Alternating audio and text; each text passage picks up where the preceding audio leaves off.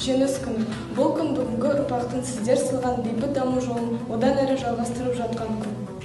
Жеңіс күні. Бұл күн қан майданда парызы мен намысын алға қойған, елі мен жерінің бостандығы үшін күрескен, жауға төтеп берген жауынгерлеріміздің және тыл кезінде жұмыс жасаған аға-апаларымыздың мерекесі. Осынау қуаныш үшін өмірлерін қиған боздақтарды еске алу күні. Үйіне, отбасына, ата-анасына оралмаған аталарымыз бен ағаларымызды, әпкелерімізді сарыла күткен сағыныш күні. Қазақстандағы жеңіс күні туралы айтқандай, ерлік пен батырлықтың символына айналған тұлғаларды еске алмау мүмкін емес. Олардың есімдері халқымыздың жауынгерлік рухының, отансүйгіштігі мен қайсарлығының мәңгілік белгісі. Бүгінгі ұрпақ аға буын ардагерлер танытқан қахрамандық пен қайсарлықтан үлгі алып ой түзеді.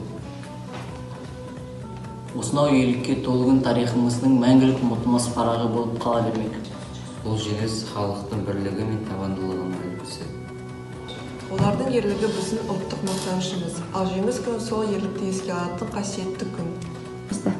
Жеңісті жақындатқан ардагерлерге мың алғыс.